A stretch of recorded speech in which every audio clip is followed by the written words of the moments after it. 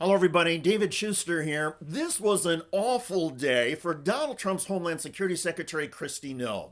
Her problems began in a House committee hearing. I'm very privileged and honored today to have my family with me. I'd like to introduce them to you. Disruptions of congressional business is a violation of law, is a criminal offense under federal law. Audience members are advised to take their seats and maintain order. That line from the protester dressed as a Catholic cardinal is said during exorcisms to get rid of a demon. The power of Christ compels you became particularly famous thanks to this scene in the 1973 movie The Exorcist. In the film, a priest tries to drive out a demon from a possessed young girl. Back in the congressional hearing, the highlighting of Noem's alleged demons kept coming. The chairman may now ask Capitol Police to remove and arrest the persons creating the disturbance. Get ICE off our streets! Stop terrorizing our community! Get ICE off our streets! Stop terrorizing our community! Get ICE off our streets! Stop terrorizing our community!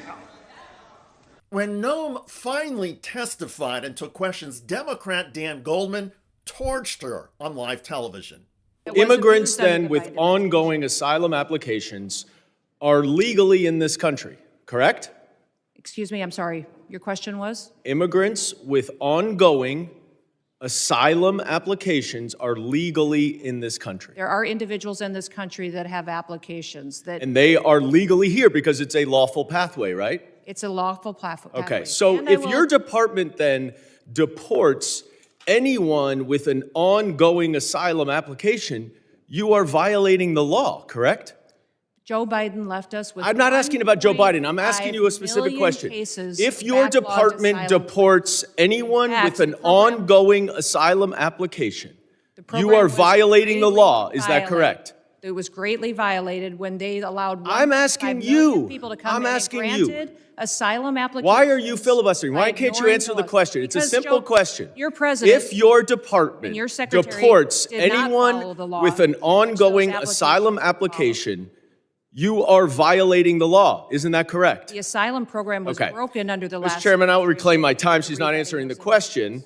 But the obvious answer is that, yes, if you follow a lawful pathway, asylum is a lawful pathway, if you have an open asylum case, you are here lawfully. But the problem that we are seeing around the country is that you are not following the law. Don't tell us to change the law. If you don't like the asylum system, you change the asylum law. Bring it to us. We'll work with you. I think it needs to be changed. But you can't just decide that you're not going to follow the law, and asylum is a law, and deport people who have ongoing applications. And literally the same moment Noem was getting shredded in the House committee, a federal judge delivered a huge loss to Noem and to the Trump administration. All right, we have some breaking news. A federal judge has just ordered that Kilmar Abrego Garcia be released from ICE custody immediately. This is a significant development in the case concerning the Salvadoran man mistakenly deported this year before being returned to the United States. He was really the center of the administration's controversial immigration policies. New York Times headline, Judge orders Abrego Garcia's release from ICE detention. Quote, the ruling by the judge, Paula Zinnes, was a stinging defeat for the administration in a long and Byzantine saga that over the past year has transformed Mr. Abrego Garcia from an unknown Salvadoran migrant living in Maryland into one of the best-known symbols of President Trump's aggressive deportation agenda.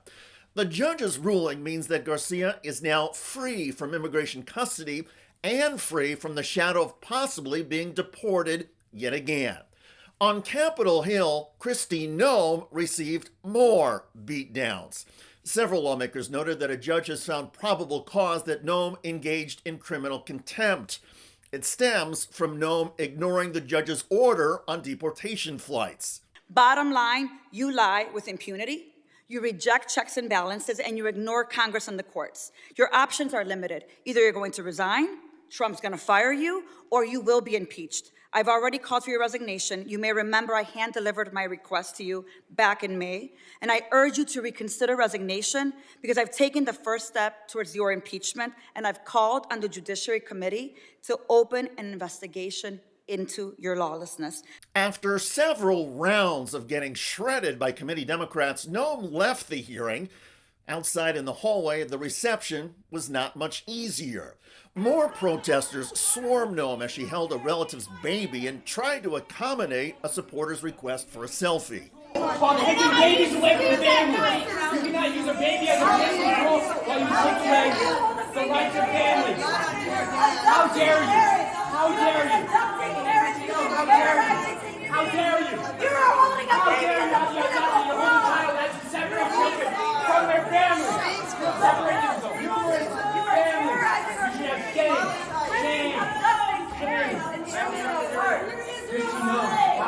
That may be one of the few hugs Kristi Noem gets in Washington over the next few weeks. There are now multiple reports that President Trump is considering firing her.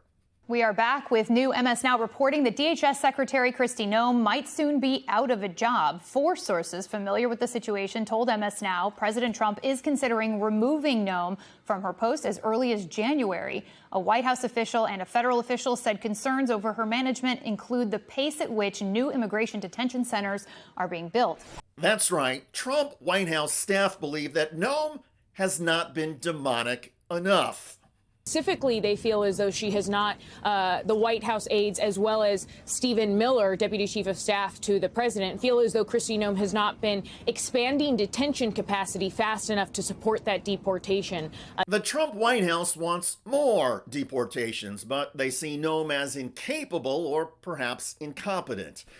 It's kind of like, well, is the young girl levitating and screaming profanities because she's possessed by the devil or possessed by a demon? Either way, Kristi Noem's days appeared to be numbered, and no political exorcisms from the right or the left are going to cure her and allow Noem to keep her job going. By the way, some of Donald Trump's supporters at Fox and Friends are freaking out over the latest Democratic win in a GOP stronghold. Numbers show the Hispanic vote went heavily for the Democrat. That is a warning sign for next year. Kilmeade is reacting to this. Democrats flip Miami mayor's office, winning control for the first time in nearly 30 years. Eileen Higgins got a landslide victory over Emilio Gonzalez, who was endorsed by Donald Trump. Higgins focused heavily on inflation and affordability. The Democrat, first female mayor to ever win in Miami. Usually it's a Republican. This is the first time in 30 years that a Democrat has won. Crushed. But they really Crushed, as in a Democratic win by 19 points. Check out that video at the link below. It generated a lot of comments on YouTube. One of the most popular is from Kim, who wrote, "Maybe the piggy president should quit attacking Hispanics." I hear you. I look forward to reading your comments about Kristi Noem getting torched by protesters and lawmakers and imploding on live TV. I'm David Shuster. Thanks for joining us.